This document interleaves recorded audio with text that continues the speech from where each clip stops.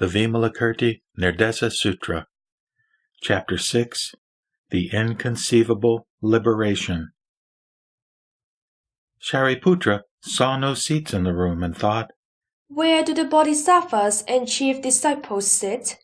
Vimalakirti knew of Sariputra's thought and asked him, "Virtuous one, do you come here for a seat or for the Dharma?" Sariputra replied, "I come here for the Dharma and not for a seat." Vimalakirti said, "Hey, Sariputra, he who searches for the Dharma does not even cling to his body and life, still less to a seat. For the quest of the Dharma is not related to the five aggregates, form or rupa, sensation or vedana, conception or sanja, discrimination or samskara, and consciousness or vijnana, to the 18 fields of sense, dhatu, the 6 organs, their objects and their perceptions, to the 12 entrances, ayatana, the 6 organs and 6 sense data that enter for or lead to discrimination, and to the worlds of desire, form, and beyond form. Sariputra, a seeker of the Dharma, does not cling to the Buddha, the Dharma, and the Sangha. A seeker of the Dharma does not hold the view of suffering, of cutting off all the accumulated causes thereof to put an end to it by treading the path to nirvana, that is, the Four Noble Truths. Why is it so?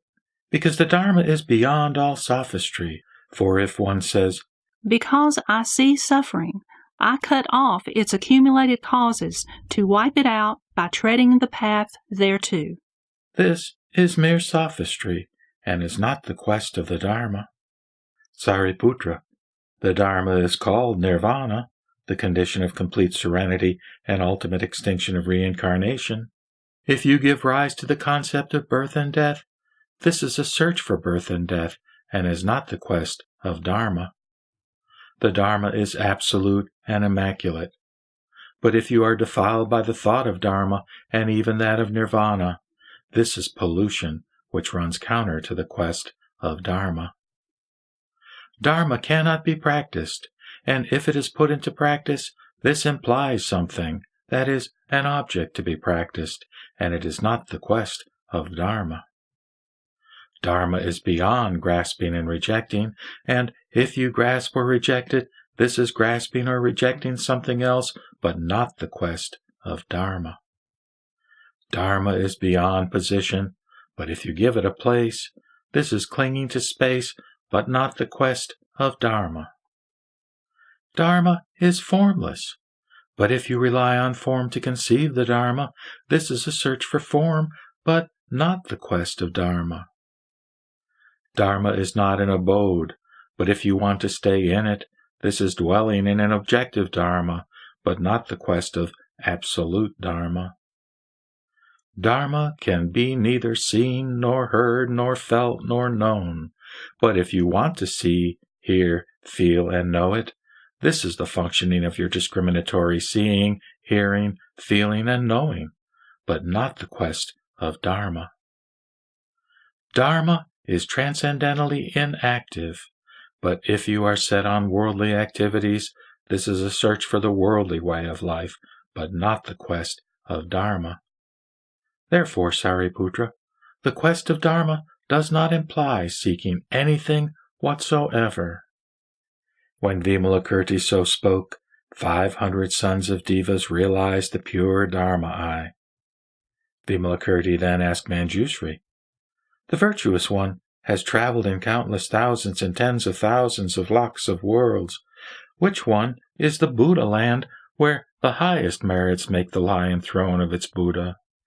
Manjushri replied, "Venerable Upasaka, in the east there is a Buddha land which is separated from here by a distance represented by worlds as countless as the sand grains in 36 Ganges rivers.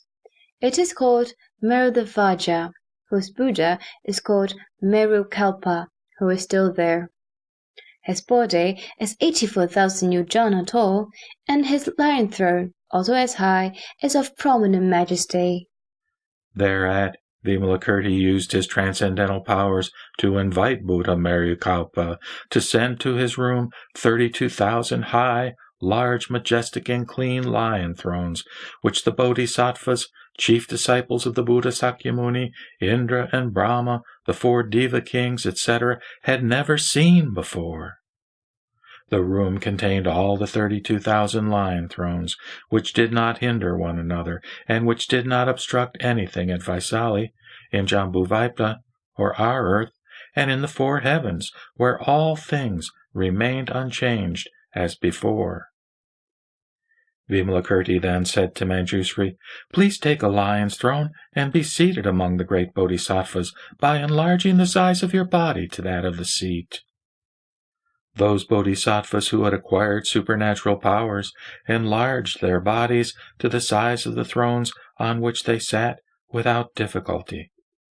But the newly initiated bodhisattvas and chief disciples of the Buddha could not mount the high thrones.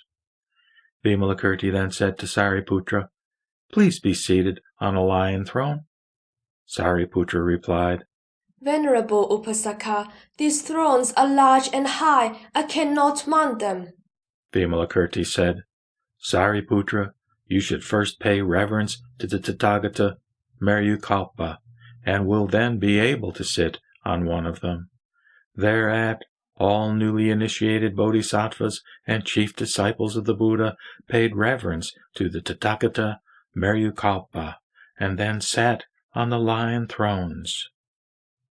Sariputra said to Vimalakirti, Venerable Upasaka, this was not seen before.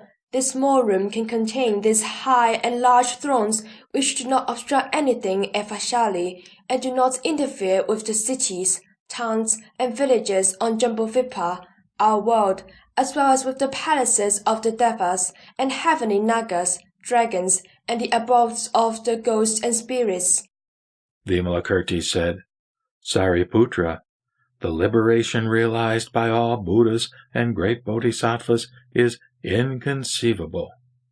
If a bodhisattva wins this liberation, he can put the great and extensive Mount Sumeru in a mustard seed, which neither increases nor decreases in size, while Sumeru remains the same, and the 4 Deva kings, or guardians of the world, and the Devas of Tristrimsas, the heavens of Indra, are not even aware of their being put into the seed, but only those who have won liberation see Sumeru in the mustard seed.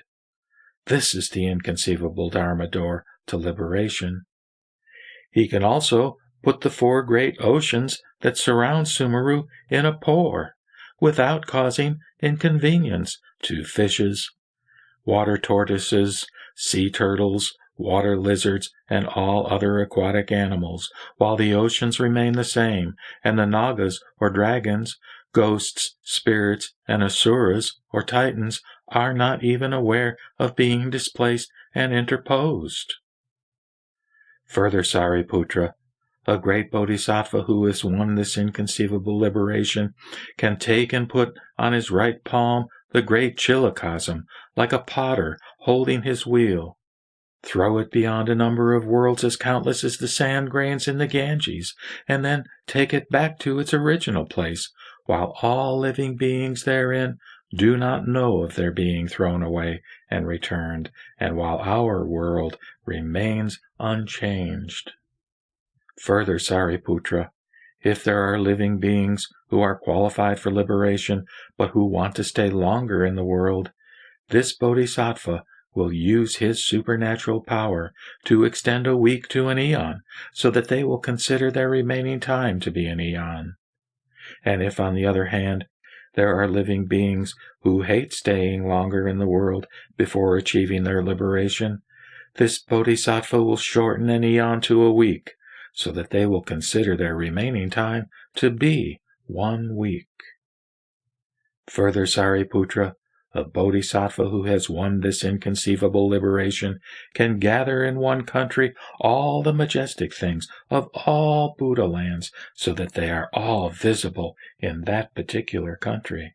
Further, He can place on his right palm all the living beings of a Buddha land and then fly in all the 10 directions to show them all things everywhere without even shaking them. Further, Sariputra, this bodhisattva can show through one of his pores all offerings to the Buddhas by living beings in the 10 directions. He can show through one of his pores all suns, moons, planets, and stars in all the worlds in the 10 directions. Further, Sariputra, he can breathe in and hold in his mouth all the winds blowing in the worlds in the 10 directions without injuring his own body or the trees of these worlds.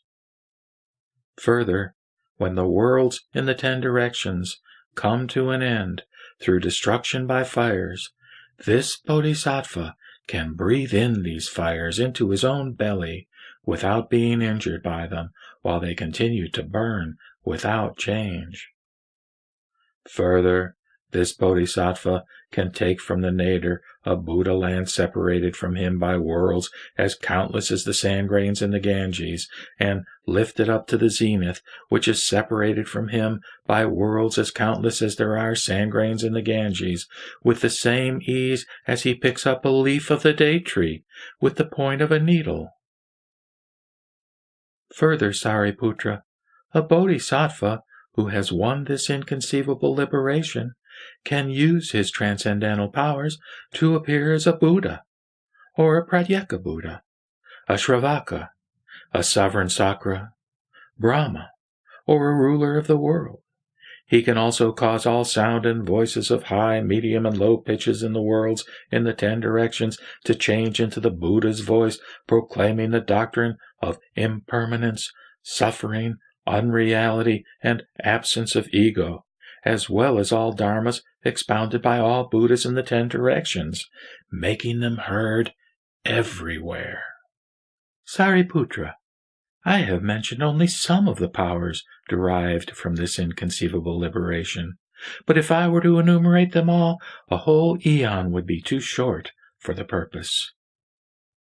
Mahakasyapa, who had heard of this dharma of inconceivable liberation, praised it and said it had never been expounded before. He then said to Sariputra, Like the blind who do not see images in various colors shown to them, all Sravakas hearing this Dharma door to inconceivable liberation will not understand it. Of the wise man hearing about it, who will not set his mind on the quest of supreme enlightenment? What should we do to uproot forever the rotten Sravaka root, as compared with this Mahayana, so that all Sravakas hearing this doctrine of inconceivable liberation shed tears of repentance and scream so loudly as to shake the great chiliocosm? As to the Bodhisattvas, they are all happy to receive this Dharma reverently by placing it on the tops of their heads. If a Bodhisattva believes and practices this Dharma door to inconceivable liberation, all demons cannot oppose him.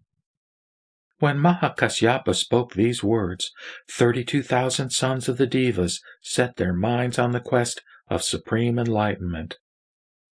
Thereat, Vimalakirti declared to Mahakasyapa, Virtuous one, those who appear as kings of demons in countless worlds in the 10 directions are mostly bodhisattvas who have realized this inconceivable liberation and who use expedient devices, or upaya, to appear as their rulers in order to convert living beings. Further, Mahakasyapa, countless bodhisattvas in the 10 directions appear as beggars asking for hands, feet, ears, nose, heads, brains, blood, flesh, skin and bones, towns and hamlets, wives, elephants, horses, carts, gold, silver, lapis lazuli, agate, cornelian, coral, amber, pearl, jade shell, clothing, food and drink. Most of these beggars are bodhisattvas who have realized this inconceivable liberation and who use expedient devices to test believers in order to cement their faith in the Dharma. Bodhisattvas who have realized inconceivable liberation possess the awe-inspiring power to bring pressure to bear upon believers and ask for inalienable things to test them, but worldly men whose spirituality is low have no such transcendental powers and cannot do all this. These bodhisattvas are like dragons and elephants which can trample with tremendous force, which donkeys cannot do. This is called the wisdom and expedient methods of the bodhisattvas who have won inconceivable liberation.